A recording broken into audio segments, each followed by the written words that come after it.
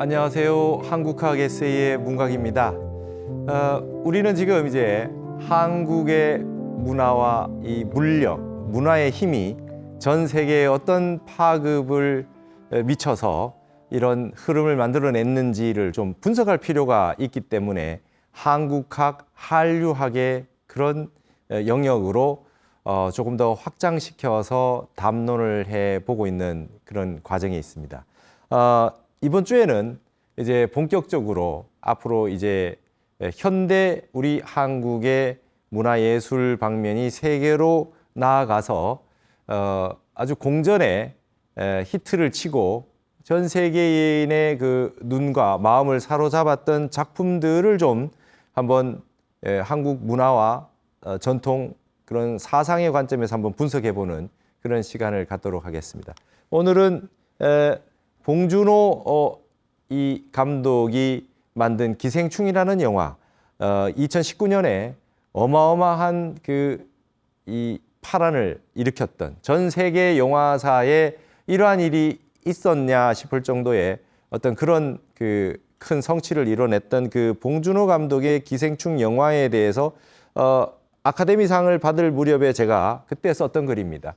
좀 시간이 지나기는 했으나 한국학 에세이의 이 분석 속에 꼭 한번 다뤄야 될 주제이기 때문에 오늘은 기생충에 대해 가지고 한번 다뤄보도록 하겠습니다. 봉준호 영화와 단전성 문화, 제가 지금 한국 문화의 특징을 백두대간 세계 단전이다 해서 이미 단전성 문화다, 단전성이다. 우리나라는 백두대간은 세계의 단전이다. 전 세계가 단전이라고 주장하는 나라가 많지만 그 하나에 우리도 단전에 해당하는데요. 단전은 특징은 뭐냐면 모든 것을 다 갖추고 있다는 거죠. 이거는 이제 어떤 회통의 의미이기도 합니다. 그러니까 어떤 하나의 통이라고 하는 의미를 가지고 있는데 기존에 있었던 모든 장르적인 부분들이 이 안에 하나로 흡수되어 있다는 것이죠. 그래서 한국 이 영화의 봉준호 영화의 특징을 가지고 단전성 문화, 지금까지 우리가 한국학의 특징으로 제가 거론했었던 이 단전성 문화라고 하는 것의 대표적인 작품의 하나가 바로 우리 기생충이다. 이런 얘기를 제가 불교신문 원고로 썼던 것입니다. 그러면서 소제목은 한국 문화, 세계의 중심에 서다. 정말 여기 여러분 이 상들 보십시오. 아카데미 오스카상을 이렇게 두 손으로 다 이렇게 거머쥐기도 힘들 정도로 이렇게 많은 상을 받았지 않습니까? 이런 현상이 왜 일어났느냐? 이런 영화를 만들게 된 한국인의 문화와 그다음에 정신과 그 속에 DNA는 어떤 것이 있었길래 이런 영화를 만들었느냐라고 하는 걸 우리가 철저히 분석을 해야 됩니다. 우리가 우리 자신을 잘 모르고 있어요. 제가 늘 했던 말이 한 15년 전부터 꾸준히 했던 말이 한국인은 한국을 잘 모른다 이거든요. 그래서 오늘 여기에 이야기하는 부분도 여러분들 한국인이라면 누구나 공감할 수 있지만 한 번도 분석하려 들지 않았던 그런 내용들이 좀 있을 거라 생각이 듭니다. 한국 영화사 101년 만에 쾌거다. 우리나라 이제 영화 만들기 시작해서 이 아카데미 역사상 처음 있는 그런 이 쾌거이기 때문에 이렇게 제목을 붙였던 거죠. 봉준호 감독의 영화 기생충 2019년에 했던 이 영화는 미국의 아카데미상 시상식에서 각본상, 국제장편영화상, 감독상에 이어 최고의 영예인 작품상을 수상하며 사관왕의 위협을 달성했다. 백인 남성 위주의 보수적인 헐리우드에서 비영어권 언어로 최고상인 작품상을 수상한 것은 92년 아카데미 역사상 처음 있는 일이라고 한다. 우리 한국 영화의 영화사에서도 엄청난 쾌거이지만 아카데미 역사에서도 좀 처음 있는 일이었다 그래요. 한국 영화 세계 영화사를 새로 쓰다 이랬습니다. 프랑스의 칸 영화제 황금 종려상과 미국의 아카데미 작품상을 동시에 거머쥔 것은 64년 만의 일로 전 세계의 언론은 한국 영화가 세계를 장악했다고 대서특필했다. 보통 대중성이 있는 작품상이 아카데미라면 칸 영화제는 굉장히 그 작품성과 어떤 이 세상에 던지는 메시지를 중시하는 그런 영화제이잖아요. 근데 이걸 두 개를 동시에 다 수상했다라고 하는 거는 전 세계가 그야말로 세계 영화제를 장악했다라고 대서특필을 할 만하지요. 그 외국 언론이 그렇게 썼던 것입니다. 유럽과 미국의 상징인 칸과 오스카를 동시에 석권한 것은 작품성 예술성과 흥행성 대중성이라는 두 마리 토끼를 다 잡은 것으로 K-무비의 수준을 세계에 보여준 쾌거이다. 이는 101년 만에 새롭게 쓴 한국 영화사가 그대로 세계 영화사가 된 기념비적인 사건이라 하겠다. 이제 한국인이 쓰는 역사가 그냥 세계의 역사가 되는 시대가 왔습니다. 그리고 이거는 전혀 뭐 이렇게 부풀리거나 과장하지 않아도 그냥 있는 그대로의 현실이고 팩트죠. 이런 현실이 우리는 이런 세계를 지금 우리가 보고 있어요. 기생충의 세계 영화판 도장 깨기라 이렇게 표현을 했는데요. 기생충은 해외 영화제에서만 200개에 가까운 트로피를 들어올려 이제 가까운이라 했는데 모르겠습니다. 최종에 몇 개의 트로피를 받았는지 모르겠어요. 더 많이 받았을 거라고 보여집니다. 세계 영화판을 마치 도장 깨기 하듯 정복했다. 지구촌 곳곳에서는 세계의 평단을 지배한 한국 영화를 다시 찾아보려는 역주행 현상이 벌어지고 있다. 이 영화를 통해서 기존에 있었던 한국 영화들을 다시 관심을 갖고 쭉 보기 시작하는 그런 열풍이 벌어지고 있다고 해요. 기존의 한국이라고 하는 나라를 다시 이제 역주행해서 이제 보기 시작하는 것이죠. 수많은 외국인들이 자막을 읽어가며 2시간 넘게 한국어로 된 영화를 보면서 웃었다가 마음 졸였다가 하는 진풍경은 상상만으로도 쾌감을 느끼게 해준다. 그렇다면 이 한국 영화는 어떻게 세계의 중심에 우뚝 서게 된 것일까? 여러분, 우리는 외화를 많이 봤기 때문에 영어로 된 영화 아니면 다른 영화에 이제 자막 보는 거에 익숙합니다. 우리는 말하자면 그 언어의 측면에서 한국어는 전 세계의 그 헤게모니를 장악하고 있는 언어가 아니기 때문에 우리는 전 세계의 영화를 볼 때 늘 자막을 보거나 아니면 더빙된 그런 주말의 명화를 많이 봤었는데요. 영어권에서는 이렇게 자막을 본다는 것을 별로 좋아하지 않겠지요. 근데 한국 영화는 자막을 보면서까지도 끝까지 이 한국 영화를 찾아보게 된 그런 이유는 무엇일까? 어떤 내용들이 담겨 있기 때문에 그러한 것일까요? 여기에 보시면 기생충의 이 다양한 포스터들입니다. 이게 프랑스 거예요. 프랑스의 기생충 포스터는 이랬다고 그래요. 여기서부터 밑에까지 하층민의 세계, 그 다음에 위의 세계가 여기서 막 이렇게 오르려고 하고 있고 물이 흐르고 반지하가 있고 있죠. 요거 하나의 단면으로 이렇게 이 영화의 포스터를 이렇게 표현을 했다고 보여지는데 프랑스적인 어떤 그런 이 풍으로 잘 만들었다고 보여집니다. 이것도 다른 포스터 중에 하나인데 상류층과 하류층. 근데 이 두 가족들의 얼굴이 이렇게 뒤집어져 있는데 여기는 이제 물에 잠기는 집에 살고 있는, 그렇죠? 반지하에 아주 좋은 환경이 좋은 다른데 말이죠. 이게 이렇게 보면 어떻게 보면 또 이게 굉장히 상징성이 있죠. 데칼코마니처럼 여기하고 결국 같은 거죠. 다른 게 아니라는 거예요. 이 상류나 하류나 결국 알고 보면 진정한 행복이 과연 있을까? 여기나 정말 별반 차이가 없지 않느냐. 이러한 세상에 어떤 그 불합리한 세상에 살고 있는 건 동일한 거 아니겠느냐. 굉장히 많은 생각을 하게 만들어주는 그런 포스터입니다. 뉴욕 타임즈가 선정한 21세기 최고의 영화입니다. 여러분, 지금 2025년 6월 27일에 말이죠. 뉴욕 타임즈에서 21세기 최고의 영화로 꼽았다는 거예요. 여러분, 21세기 최고의 영화라 그러면 25년 동안 21세기에 나온 25년 동안 영화 가운데 뉴욕 타임즈에서 최고의 영화로 이 기생충을 꼽았다는 거예요. 굉장히 엄청난 내용이지요. 봉준호 감독의 기생충이 뉴욕 타임즈가 선정한 21세기 최고의 영화로 꼽혔다. 뉴욕 타임즈는 영화 감독과 배우, 소설가 등 영화 관련 예술인들의 투표로 선정한 21세기 최고의 영화 100위를 공개했다.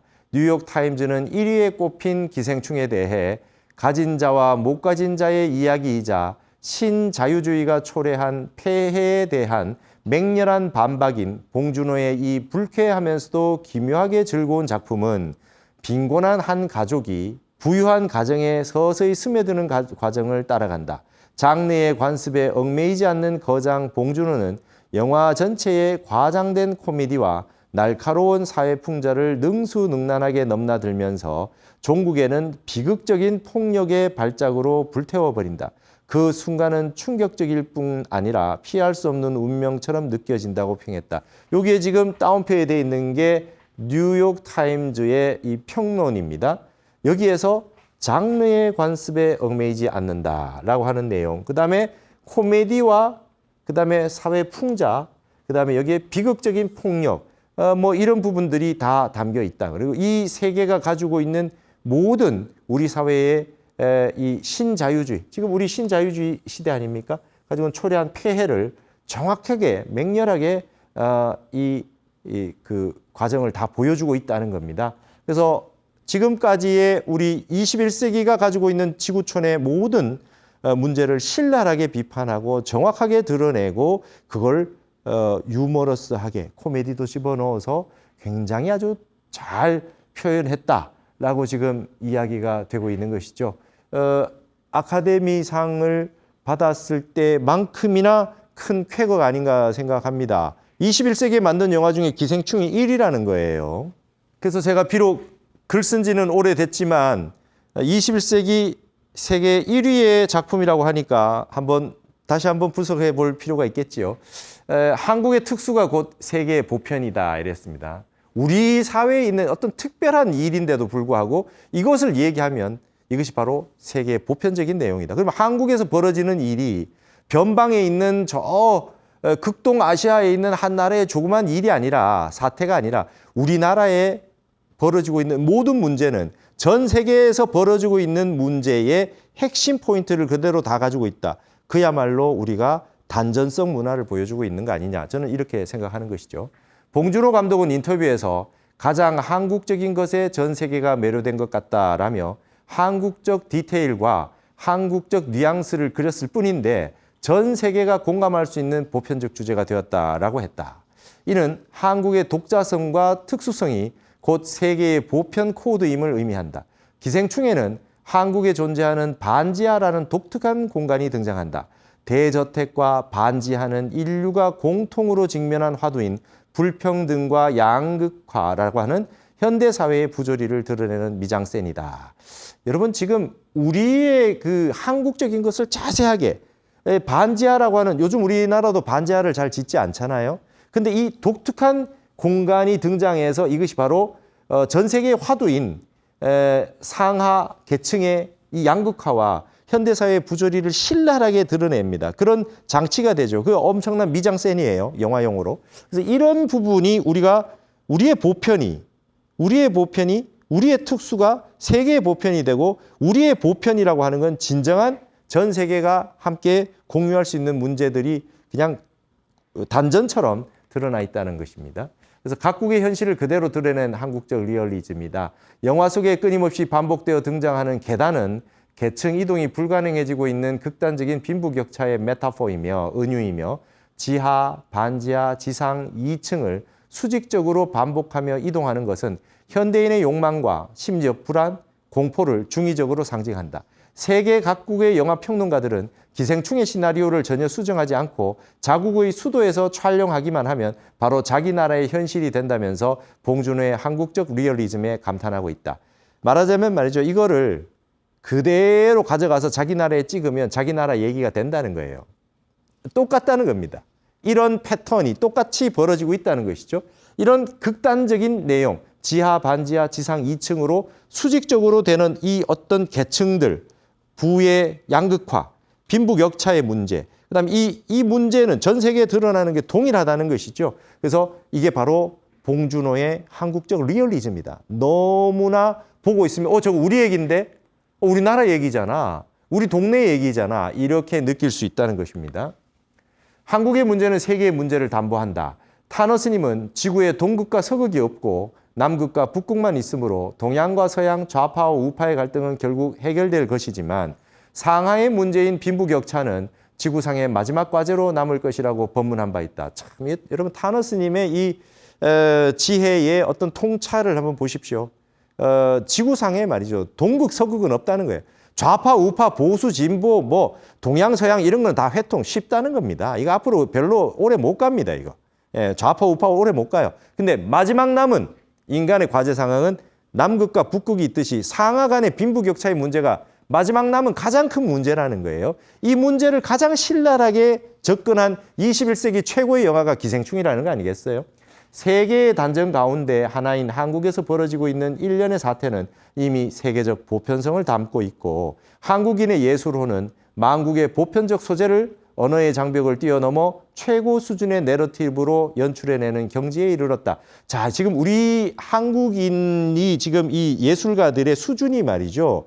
하나의 포인트를 가지고 얘기를 스토리텔링으로 만들어내고 영상을 찍어냈을 때 전 세계인들이 완벽하게 공감할 수 있는 수준의 연출력을 가지고 있다는 거예요. 이게 지금 언어를 뛰어넘은 거죠. 자막 보는 거 좋다.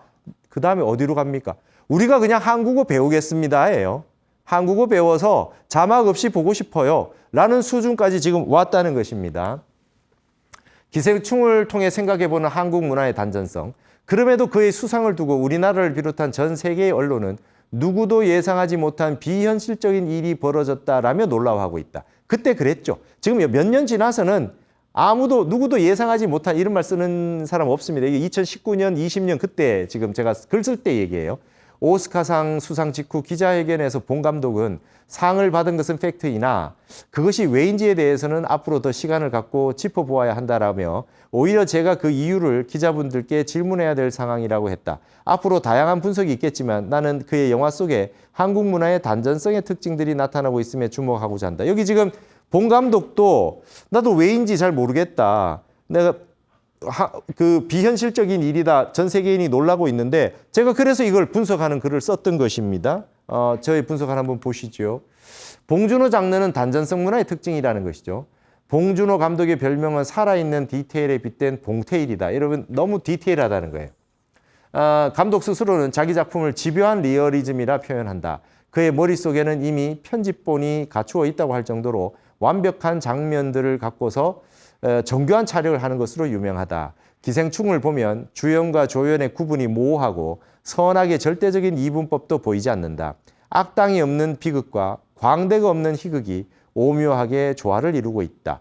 영원한 선악이 없다는 무아의 진리와 영원한 행복이 없다는 무상의 법인이 잘 실현되어 있다. 동양미학의 결론이라고 할 수 있는 중화의 묘미와 중도의 미학이 디테일하게 구현되어 있는 것이다. 여러분, 우리는 예전에 영화나 드라마를 보면 비현실적인 세계를 보고 있어요. 그냥 주인공은 무조건 선하고 그 다음에 이 악인은 무조건 나빠요. 근데 이 현실에 이런 게 별로 잘 없죠. 대부분 극선인과 극악인이 한 10% 정도 있다면 대부분 이 80%는 이 선악 시비를 왔다 갔다 합니다. 그게 디테일하고 정말 진정한 리얼리티를 가지고 있는 것이죠. 봉준호 감독이 이런 디테일에 아주 능하다는 건데요. 그러면 선악 시비가 본래 끊어져 있는 무와 무상 이런 세계가 우리가 불법에서 말하고 있는 그런 세계단 말이죠. 봉테일, 봉준호 장르가 가지고 있는 어떤 특징이 이런 불교적 특징도 가지고 있는 것이죠. 그리고 이것이 하나로 구성되어 있는데 이게 전체적으로 어우러져 있는 통으로 그냥 이렇게 통으로 구성되어 있는 이런 게 우리가 가지고 보고 있는 세상 아닐까요? 네. 그러니까 이런 세계라고 하는 걸 그대로 보여준다는 게 바로 단전성 문화죠. 단전성이라고 하는 건 모든 기운이 다 스쳐 지나가야 되는 것이니까요. 그런 것을 백두대간 세계 단전이라고 하는 이 땅의 특성과 함께 한국인이 이런 문화를 만들어서 전 세계 사람들에게 지금 공감할 수 있게 만들어주고 있는 것이 아니겠습니까? 자, 그래서 여기 보시면 이 스토리보드 보세요. 이 봉준호 감독이 직접 그린 거라는 거예요. 봉준호 감독이 굉장히 그림을 잘 그립니다. 이렇게 디테일하게 그려놓고 이런 세트를 만들어 나가는 거죠. 머릿속에 이미 영화 편집본이 다 있다고 할 정도로 이렇게 디테일하게 리얼하게 그려놓고 있다는 거죠. 요 장면을 이렇게 만들어내는 겁니다. 요거 먼저 그려놓고 말이죠. 이래서 봉준호 감독 별명이 봉테일이에요. 그래서 여기 이미 계획이 다 있었구나. 뭐 영화에 나오잖아요. 너는 이미 계획이 다 있었구나. 이런 송강호 배우가 얘기하는 그 대사였는데요. 제가 썼어요. 봉 감독은 이미 계획이 다 있었구나. 굉장히 디테일하다는 거예요. 이러한 디테일이 전 세계 사람들의 어떤 리얼한 현실을 그대로 핍진하게 아주 그냥 있는 그대로 진실되게 보여주기 때문에 전 세계인들이 여기에 아주 환호했던 겁니다. 규정된 장르의 규칙을 따르지 않는데 이제 장르 문제를 좀 얘기하려고 그래요. 봉준호 영화는 2, 30분마다 장르가 변화하는 특색이 있다. 재미있는 코미디인가 하면 소름 끼치는 스릴러가 되고 멜로 영화가 되었다가 갑자기 액션 영화가 된다. 그의 영화에는 규정된 장르의 규칙을 따르지 않는다. 이러한 장르의 모호성은 거친 이분법에서 벗어나 있는 복잡한 현실의 사실적 연출에 기인한다. 본 감독은 인간이 원래 희로애락이 다 있으니까 이를 한 영화 속에 자연스럽게 섞은 건데 해외의 기자들이 이를 희한하게 보고 봉준호 장르라는 호칭을 붙여주었다라고 했습니다. 인간이 여러분 그냥 희로애락이라고 하는 게 기쁘기만 하고 그냥 슬프기만 하고 이렇게 쭉 진행되는 법이 없죠.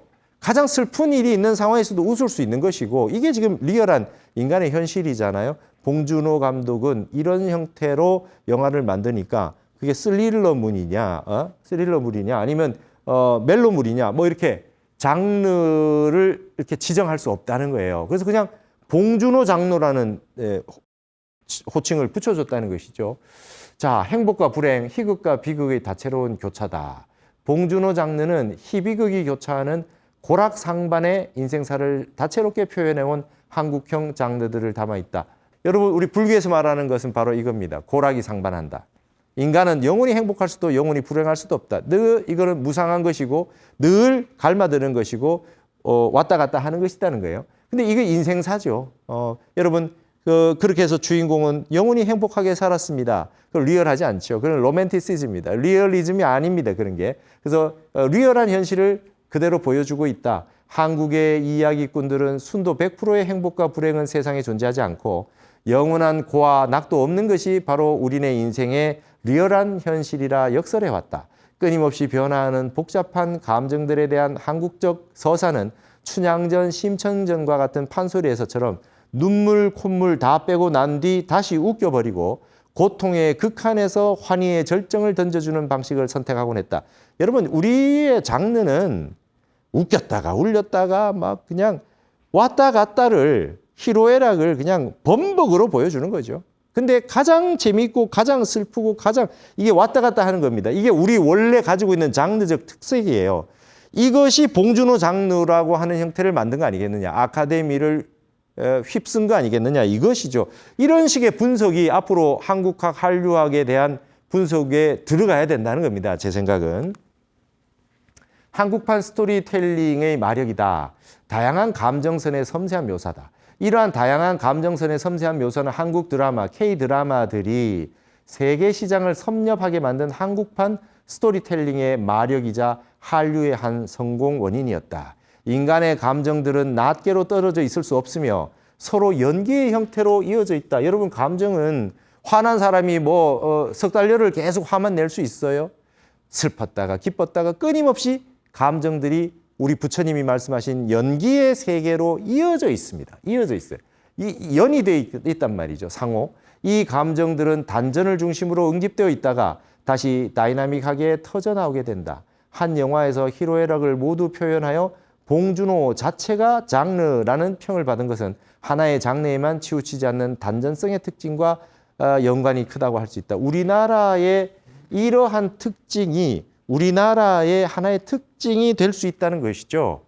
이런 식으로 이제 이 단순한 기생충이라는 영화 한 편의 어떤 성취를 얘기하는 것을 넘어서서 우리는 이걸 통해서 한국형, 한국 문화, 한국 미학, 한국 예술에 대한 어떤 그런 기반을 분석해 들어가야 될 때가 됐다는 겁니다. 그래서 저는 한류학이라는 말을 이제 이 책에다가 쓰는 것이죠. 한류학이다. 한류학을 해야 된다는 거죠. 우리 한류를 가지고 우리 한국학을 해 들어가는 것이고 한국의 특징을 뽑아내야 된다는 것입니다. 그래서 한국의 특징을 대변하는 초코파이의 정이다 이랬어요. 우리 초코파이 박스 위에 적혀 있는 정이라는 한 글자는 한국인의 영원한 화두이자 상징이다. 한국을 방문한 외국인의 한국인에 대한 첫인상은 친절하고 다정다감하다는 것이다. 정이 많고 우호적인 한국인의 특징은 희로, 애구, 애호욕이라고 하는 칠정의 복합성과 관련되어 있다. 한국의 불교와 유교의 주된 관심은 심학으로 성정에 대한 담론이 주를 이루고 있다. 인간의 번뇌와 욕망을 어떻게 통제할 것인가와 다양한 감정을 어떻게 조절할 것인가의 문제이다. 이 칠정의 문제예요. 우리나라는 조선시대 때 말이죠. 500년 동안 이 감정을 어떻게 해결할 거냐. 희, 기쁘고, 노, 분노, 애, 슬프고, 구, 두렵고, 사랑하고, 애, 오, 미워하고, 욕, 욕망하고, 이걸 칠정이라 그래. 요거를 줄여서 희로애락 4개로 줄인 거죠. 이 칠정의 문제를 어떻게 해결할 거냐. 인간의 근본 본성의 문제가 있는데 감정으로 일어나기 시작하면 이렇게 칠정으로 일어나다 보니까 우리 순수한 인간의 본성을 놓치고 이 감정에 끄달려가지고 좋고 싫고 살리고 죽이고 하는 모든 문제가 여기서 발생하는 거 아니냐. 결국 인간의 마음의 문제라고 하는 건 이 칠정의 문제인데 이 문제를 어떻게 해결할 거냐. 그래서 이 초코파이에 정이라고 붙어 있어요. 이 한국인이 얼마나 다정다감합니까? 그러니까 한국인이 외국인들보다 친절하고 다정다감에 정이 많아요. 그러다 보니까 한국인들의 조선 유학 성리학자 선비들의 주된 관심사는 이 정을 다정도 병인 양하야 잠 못 들어 하노라 하는 그 다정, 정이 너무 많아요. 이 다정다감한 문제 때문에 집착도 하고 욕심도 생기고 반연도 끊지 못하고 이 지금 합리적이지 못한 부분이 일어날 수 있는데 이걸 어떻게 해결할 거냐. 그래서 여러분 우리나라의 초코파이는 이렇게 정이라고 써져 있는데 이게 중국에 수출이 됐는데 여기 인이라고 썼어요. 이 정이라고 안 써요. 여러분 인이라고 하는 건 인이 예지는 사단이잖아요. 사단은 인은 성이거든요. 인간의 근본 성품이에요. 근데 이게 정이라고 하는 것은 어떻게 됩니까? 정이라고 하는 거는 이게 사단 칠정의 가운데 이게 뭡니까? 근본 성품이 아니에요. 이 정이라고 하는 건. 이거는 칠정이고 이건 욕심의 세계로 갈 수 있는 부분이 있단 말이에요. 그래서 정을 배제하고 어떻게 이 근본 성품으로 돌이킬 거냐? 어떻게 성품으로 돌이킬 거냐? 인이라고 해놓은 거죠. 중국 사람들은. 그러니까 우리 한국인의 독특한 이 정의 이 화두, 정에 대한 화두가 복합적인 칠정의 문제가 봉준호 장르를 만든 것이다 이 말입니다. 저는 이렇게 분석을 해봐야 된다는 것이죠. 자, 그걸 글로 이렇게 썼어요. 한국형 논쟁은 인간의 본성과 마음의 문제를 담론했다. 조선의 사단 칠전 논쟁과 호랑 논쟁 그리고 현대에 이어진 불교의 돈점 논쟁, 도노 돈수, 도노 점수 하는 거. 그런 중국이나 일본에서는 찾아보기 힘든 인간 본성과 깨달음에 대한 철저한 고찰이자 처절한 탐색이었다. 인간의 이 정의 문제, 이 정을 떠나서 어떻게 도로 돌아가느냐, 이 인간의 근본 성품으로 돌아가느냐. 이게 여러분 우리 불교의 돈점 논쟁, 깨달음 논쟁도 이 문제입니다. 결국 이게 따로 떨어져서 생각하면 안 됩니다. 조선의 사단 칠정, 호랑 논쟁 이런 논쟁들하고 우리 이 돈점 논쟁하고 다르다고 생각할 수 없어요. 인간의 마음이 어떻게 변화가 돼서 이 근본 성품으로 돌아서 어떻게 깨달아가느냐의 과정이 이게 한 루트에 같이 있는 것이죠. 중국이나 일본에서는 이런 논쟁이 없습니다. 돈점 논쟁 없어요. 이 한국인의 인간 심리에 대한 냉철한 분석과 인간과 사회의 관계에 대한 탐구는 봉준호라는 천재의 집요한 리얼리즘과 탄탄한 각본을 만나 새롭게 영화 미학으로 꽃을 피우게 되었다. 자, 여러분 봉준호의 감독의 기생충을 호랑 논쟁, 사단 칠정 논쟁, 이 칠정의 문제까지 확장시켜가지고 같이 분석해야 된다는 것이죠. 조선조 500년 동안 이걸 하다가 이제 현대에 이렇게 발현된 것이다 라고 이야기할 수 있어야 된다는 것입니다. 한국인의 DNA는 인간의 현실 사회에 가지고 있는 현실을 만들어내는 문제가 사람의 마음이 어떻게 감정이 만들어내느냐를 담론하고 토론하고 논쟁했던 것이 문제의식으로 화두로 있다가 이것이 지금 이 현실을, 이 사회를 보는 눈으로 작동했다는 것이죠. 자, 칠정의 문제가 장르의 회통으로 나타난 것이다. 장르 파괴자 혹은 장르 창조자로서의 봉준호는 작품 속에 코미디, 여러분 이거는 제가 만든 거예요. 이게 지금 한번 보세요. 이 장르를 코미디, 로, 액션, 비극, 스릴러, 이거 두려울 꽃자거든요. 스릴러물이 있잖아요. 공포영화. 멜로, 사랑. 그 다음에 미워하는 거, 호러. 그 다음에 욕, 판타지. 우리가 어떤 세계로 가고 싶다. 이 판타지 말이죠. 그게 전부 다 어떤 한 가지 인간에게 떠오른 어떤 욕망의 세계잖아요. 이 칠정의 문제라고 하는 게 이런 장르가 있잖아요. 근데 이게 똑똑 떨어져 있는 것이 아니라 칠정은 한꺼번에 얘기한답니다. 한꺼번에 칠정의 세계를. 이게 서로 왔다 갔다 하는 겁니다. 여러분, 불교의 탐진치도 어리석은 치심의 마음이 나타나면서 탐욕이 생겼다가 화를 냈다가 이렇게 연기의 세계로 돌아가는 거 아니겠어요? 이게 유교에서 말한 조선조 성리학의 모든 장르의 칠정을 중심으로 했던 나타났던 이 논쟁이 봉준호 장르를 만들어서 영화 속에 다 담겨있게 만드는 거죠. 이 칠정을 총망라하는 양상을 보여주었다. 이는 하나로 설명할 수 없는 인간의 총체적 마음에 대한 통찰인 한국적 심학에 대한 감독의 무의식적인 오마주는 아니었을까. 요즘 좀 제가 옛날 영화 평론도 하기 때문에 이 영화 용어들을 좀 많이 썼어요. 여러분, 인간의 마음이 도대체 무엇인가라고 하는 걸 가장 많이 관심을 가졌던 나라가 전 세계에서 한국이었어요. 그럼 이 마음은 뭘로 드러나느냐? 전부 이 감정으로 드러날 수밖에 없잖아요. 세상의 모든 문제는 이 감정이 일으키는 거 아니겠어요? 감정이 일으키는데 이것이 보여주는 세계가 리얼한 현실이죠. 이게 리얼입니다. 리얼이에요. 그럼 리얼한 이 현실을 보여주는 최고의 장르는 예전에는 소설이고 희곡이었는데 이게 드라마고 영화가 된 것이죠. 그래서 한국이 한국적 심학에 대한 어떤 연구가, 사회에 대한 연구와 더불어서 이게 무의식적으로 봉준호 감독같이 디테일한 천재에 의해서 발현되었다고 볼 수 있다. 이렇게 한류학적으로 분석을 좀 해 들어가야 되지 않겠느냐 하는 것이죠. 그래서 이게 한 장르로 다 나타났으니까 이게 회통이고 단전성 문화라는 거예요. 우리 한국의 원효대사의 통불교, 그죠?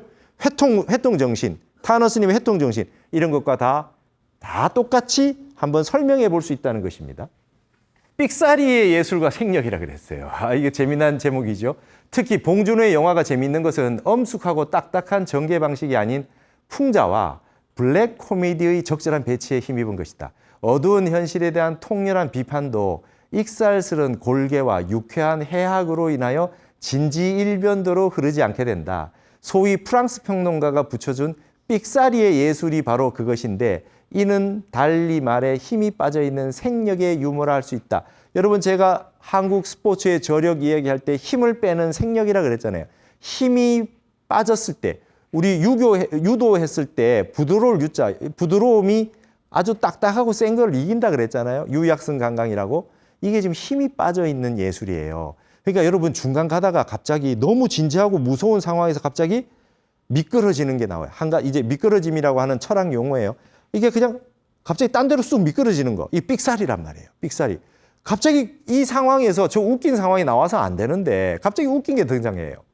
갑자기 이런 상황에서 헛웃음이 나오게 만든단 말이죠. 이 골개와 해학의 미학, 우리 판소리가 가지고 있는, 그렇죠? 우리 풍자, 골개, 해학, 유머, 이런 것들이 중간중간에 막 드러나옵니다. 그래서 내용은 굉장히 진지하고 우리 이 지구상에 있는 모든 문제를, 불편한 진실을 다 다루고 있는데 중간에 다루다가 갑자기 유머가 등장하는 거죠. 그걸 이제 프랑스 평론가가 한국에 있는 삑사리라고 하는 단어를 가지고 표현했어요. 이게 삑사리의 예술이다, 이렇게 얘기한 거예요. 그래서 헛웃음이 난단 말이죠. 이게 인생이라는 것입니다. 이게 인생이에요. 그러니까 다큐 일면도로 살 수가 없어요, 사람은. 다큐와 예능을 넘나드는 것이죠. 장르라고 하는 것이. 인간의 삶이 그렇다는 겁니다. 삶이 본래 그러하다. 힘 빠짐의 유머와 집중된 주제의식이다. 선악에 의하면 창력이 반디가 생력 아니겠어요? 인간이,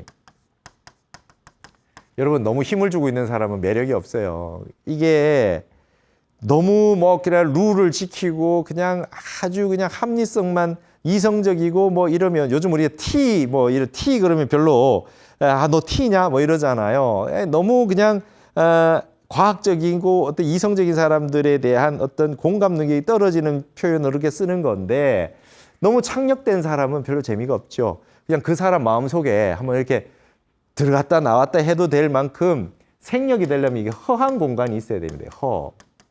허가 있어야 돼요. 이 허는 바로 말이죠. 웃음과 관련돼 있어요. 갑자기 허허하고 이게 허허실실 웃을 수 있는 그런 힘이 있어야 되는데 너무 진지한 사람들, 딱딱한 사람들은 이게 이제 벗어나지 못하죠. 저도 굉장히 진지한 사람이지만 저는 예술을 좋아해요. 문학을 좋아하고 이런 사상적인 철학적인 이런 걸 보면서 다른 많은 장르들을 접하면서 문화와 미학과 예술을 좋아하면 이 딱딱한 사람들도 굉장히 생력과 허와 웃음 속으로 이제 문화라고 하는 힘이 있죠. 이게 힘이 있어요. 이게 지금 우리 이 한국적 장르가 잘 표현하고 있는 해학과 유머입니다. 예. 힘이 완전히 빠져 있을 때 단전의 기운이 원활히 모이고 깊은 선정에 도달한다고 한다. 여러분, 여기에 있는 내용들이 전부 여러분 각으로 깨달음의 세계로 이어져요. 부처님 웃고 계시잖아요. 여마미소. 부처님 인상 쓰고 계시지 않아요. 부처님 힘주고 계시지 않아요. 생력처가 등력처예요. 대종고 서장에 화두 참선할 때도 힘을 뺀 사람이 힘을 얻을 수 있대요. 그래서 이 창력 때 힘주고 있는 게 이제 이즘이에요. 이즘. 주의 주장. 이것만이 옳다라고 하는 사람들 보면 대체적으로 타락합니다. 그리고 그 사람들이 보통 보면 실수해요. 그리고 그 사람들이 인간미가 없어져요. 인기가 없어요. 그래서 이런 부분들이 도와 가깝다. 삑사리를 통한 웃음은 단전의 힘 빠짐과 묘하게 닮아 있다. 힘이 빠졌을 때 도리어 힘을 얻게 된다라고 하는 참선의 원리처럼 관객들은 웃음을 통해 집중의 동력을 얻어 화면 속으로 더욱 빨려들게 된다. 여러분, 진지한 걸 계속 진지하게만 얘기하면 이게 집중도가 떨어집니다. 진지했다가 웃겨가지고 힘을 확 빼줘야 다시 집중할 수 있어요. 주제로 또 빨려들게 할 수가 있어요. 이게 음량입니다. 음량. 그 다음에 강약. 그 다음에 강도 조절. 그죠? 우리가 그 장고의 그 어떤 그 장단처럼 강약, 중강약을 막 자유자재로 오고 가야 된단 말이죠. 이게 이제 이 원리죠. 이게 웃음이 중요한 거예요. 이렇듯 봉준호의 유머 감각은 힘 빠짐의 생력과 집중의 등력이라고 하는 단전성의 특징까지 함유하고 있다. 여러분, 단전이라고 하는 거는 힘이 빠져 있으면서도 기운이 모여 있는 곳이에요. 그러니까 이게 음과 양이 플러스 마이너스가 적절하게 왔다 갔다 운동성이 있지 않으면 여기는 생명력이 고갈되거든요. 봉준호 장르가 이러한 특성이 있었다는 것이죠. 자, 여러분, 조금 전에 호랑 논쟁 얘기했는데, 자, 지금 봉준호 감독의 기생충 가지고 지금 조선조에 굉장히 어려웠던 호랑 논쟁 얘기하려는 거예요. 이게 지금 이제 한국학이고 한류학입니다. 여러분 보세요. 한 생각도 일어나지 않았어요. 이걸 성이라 그래요. 희로애락지 미발위지 중이라 그래요. 여러분, 유교 중용에 희로애락 감정이 하나도 일어나지 않은 거. 감정이 없는 상태를 성이라 그러고, 감정이 감정이 이미 발현된 거, 감정이 발현된 걸 정이라 그래요. 여러분, 감정이 발현되지 않은 건 성이고 감정이 발현된 건 정이에요. 그럼 이 성이라고 하는 건 뭡니까? 이건 삼매예요. 삼매의 상태예요. 삼매 선정할 때 정이에요. 근데 이것이 감정이 일어나면 뭡니까? 이게 바로 동의 세계가 되죠. 동의 세계가 되고 이게 윗바사나의 세계, 관찰의 대상이 됩니다. 관찰의 대상이 돼요. 우리 감정입니다. 우리 일어난 감정을 살피잖아요. 그 수행은 두 가지밖에 없어요. 생각 끊어진 삼매의 세계, 희로애락이 미발한 세계로 곧장 들어가느냐, 아니면 일어난 생각을 가지고 관찰해가지고 다시 원위치로 미발의 상태로 돌리느냐, 이 두 가지밖에 없거든요. 그러니까 조선조에는 호락 논쟁이라고 하는 건 이 두 가지를 담보하고 있어요. 호학파, 낙학파가 있는데 이건 전부 다 말이죠. 율곡학파 내부에서 분기한 거예요. 그래서 율곡은 이통기국이에요. 리라고 하는 건 근본 원리는 다 통해져 있고, 근데 그 기라고 하는 거는 중간중간에 다른 영역들이 있다는 거예요. 기국이라고 하는 거예요. 이통기국이라고 하는 거예요. 이게 이제 율곡의 사상인데 이걸 한쪽의 편을 강조하는 것들이에요. 여기는 기의 차별성을 강조하고 여기는 리의 동일성을 강조해요. 기국과 리통을 강조하는 게 달라져서 남당 한원진과 외암 이간이라고 하는 조선조의 유명한 학자들이 이제 이 논쟁을 했어요. 여기는 미발이라고 하는 마음이 하나도 일어나지 않았을 때 그 상태가 어떤 거냐, 이걸 가지고 분석을 하는데 서로 생각이 달랐어요. 여기는 말이죠. 미발의 유선학론이고 미발 순선론이라는 거예요. 여러분, 감정이 하나도 일어나지 않은 상태에 이 상태에 순수하게 선하다라고 생각했던 게 낙학파예요. 이게 미발은 본연지성이라는 거예요. 성품이라고 하는 건 한 생각 안 일어나면 무조건 그건 착한 거야. 순한 거야. 순선이야. 근데 이 남당 한원지는 뭐냐면은 미발에도 한 생각도 일어나지 않은, 감정이 일어나지 않은 상태에서도 이게 말이죠. 그 상태에서 선악이 안에 나눠져 있을 수 있다는 거예요. 그럼 어떻게 되냐면 인간과 동물, 개에게도 불성이 있느냐? 우리 조주무자 화두 있지요. 모두 다 불성이 다 있죠. 일체 중생이 시류불성입니다. 열반경에. 근데 어떻게 돼요? 조주 스님에게 개에게도 불성이 있느냐? 그러니까 없다 그래 버렸잖아요. 개에게 불성이 있느냐 없느냐의 문제 했을 때 여기에는 인물성 이론입니다. 인간과 동물의 근본 본성은 다르다는 거예요. 이게 미발했다 하더라도 선악 시비가 달라져 있기 때문에 인간의 본성하고 이 같은 성이라고 하더라도 인간의 본성과 동물의 본성은 다르다고 보는 거예요. 이걸 인물성 이론이라 그래요. 근데 미발은 무조건 다 순수하게 선이다 하니까 인물성이 같다는 거예요. 개에게도 불성이 있고 개는 우리하고 똑같아. 동물이 우리하고 똑같아. 라고 주장하는 측면이 있고 여기는 그래도 개하고 인간은 달라. 개하고 인간은 달라. 같은 인간의 불성을 다 갖추고 있고 성품을 갖추고 있어도 다르지. 이렇게 된 거예요. 여러분 이걸 가지고 어디에다 활용했는지 아세요? 청나라를 어떻게 볼 것이냐의 논쟁이 생겨요. 청나라는 중국 중화가 아니기 때문에 오랑캐예요. 오랑캐여도 이게 인간하고 동물도 근본 성품이 같다고 하는 부분은 청나라하고도 잘 지내야 된다고 갈 수밖에 없죠. 청나라도 인물성 동론이에요.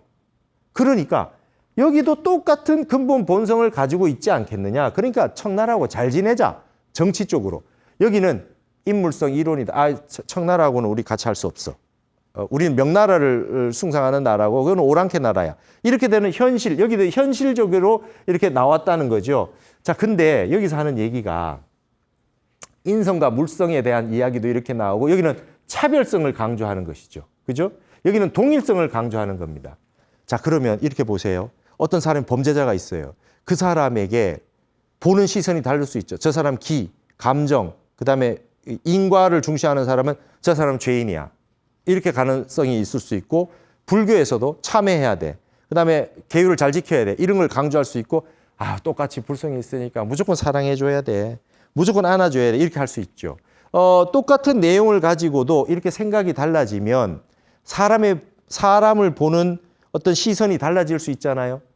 그 사람의 그 사회에서 문화가 형성될 수 있죠. 그 사람을 어떻게 평가할 거냐. 자, 지금 돈이 많고 돈이 없고 그다음에 여러분 어떻게 보십니까? 부자로 태어난 사람들이 착합니까?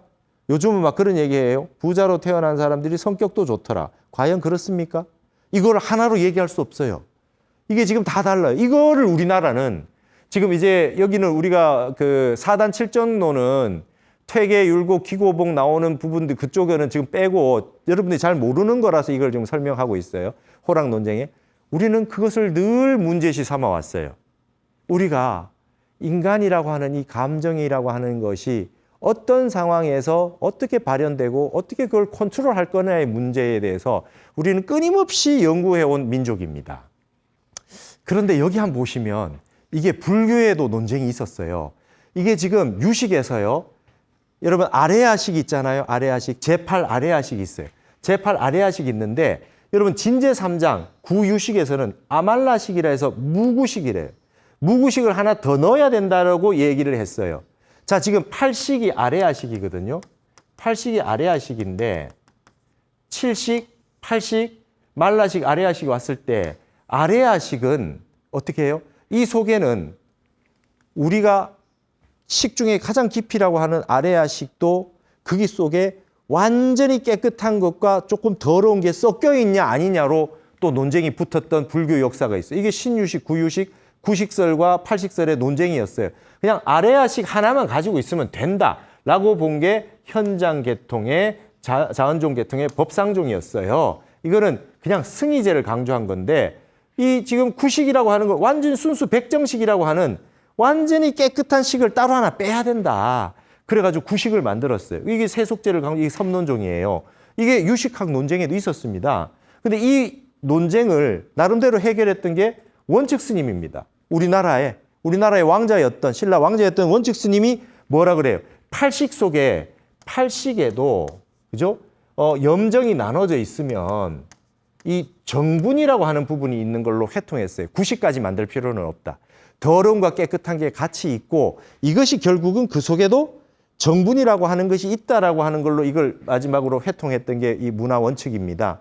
그런다고 했을 때 이걸 보시면 자, 우리가 호락 논쟁이 가다가 마지막 끝나지가 않았거든요. 끝이 나지 않았는데 이런 유식의 논쟁까지 우리가 좀 잘 조선조 유학의 선비들이 이걸 좀 공부를 했더라면 어땠을까? 그러면 어땠을까? 그죠? 이런 논쟁이 훨씬 더 활발해졌고 마지막 결론적으로 갈 수 있었을 거라고 봅니다. 이 마음의 문제가 어디까지의 문제냐라는 문제까지 가는 부분이 아까 말했던 이 장르의 문제, 이런 다양한 장르들을 만들게 되는데 사람에 대한 연구, 인간의 마음에 대한 탐구, 그리고 이것들이 서로 연이어 이어져 있고 인간의 본성이 어떠하며 감정이 일어났을 때 그걸 어떻게 이 벌어지고 있는 이 기의 문제, 인간의 기와 리라고 하는 것이 있는데 인간의 본성과 그다음에 인간의 감정이라고 하는 부분을 이기로 어떻게 볼 거냐. 이기론이라는 게 이거 아니에요? 이걸 가지고 어떻게 볼 거냐. 그럼 이 감정이라고 하는 게 인간의 전부인데 이런 다양한 장르에 대한 연구와 디테일한 작품으로 펼쳐지지 않았겠느냐. 그러면 우리나라의 이 초코파이의 정이라고 하는 이 엄청난 우리 한국인이 가지고 있었던 영원한 화두가 중국은 인이라고 했지만 인이라 그러면은 이건 그냥 간단해요. 이거 본성이잖아요. 본성이니까 더 이상 뭐 얘기할 게 없어요. 이건 근본 불성이고 생각 끊어진 상태고 그냥 자비고 사랑이에요. 근데 인간은 이렇게 영원히 살지 못하는 감정의 동물이고 기의 현실성 속에 늘 있고 지금 세계가 펼쳐지고 있는 문제가 전부 다 성품이 그대로 드러나 있지 않잖아요. 전쟁을 일으키고 싸우고 분란을 일으키고 논쟁을 하고 있는 이런 문제 속에서 인간의 정을 끊임없이 탐구하고 연구하고 논쟁했던 한국인의 DNA가 한국 장르로 드러난 것이 아니겠느냐. 굉장히 우리 역사와 우리 사상이 현대 문화예술로 폭발적으로 현현하고 있는 것이 아니냐. 숨어있던 것이 드러난 것이 아니겠느냐. 그래서 이런 유교나 불교나 우리 역사에 있었던 이런 학문의 세계와 한국학과 한류학이 접목이 돼서 분석하는 것이 앞으로 반드시 필요하다. 그래야 전 세계 사람들이 한국을 보다 더 잘 이해하고 그다음에 한국학의 학자들로 그 사람들도 유입이 돼서 또 다른 시각으로 설명할 수 있지 않을까 이렇게 생각을 해봅니다. 오늘은 21세기 최고의 영화로 이 뽑힌 이 봉준호 감독의 기생충을 예전에 제가 썼던 글을 다시 되돌이켜 보면서 한국의 영화에 대해서 이야기를 해보았습니다. 다음 시간에 이어서 한국학 에세이 진행하도록 하겠습니다. 감사합니다.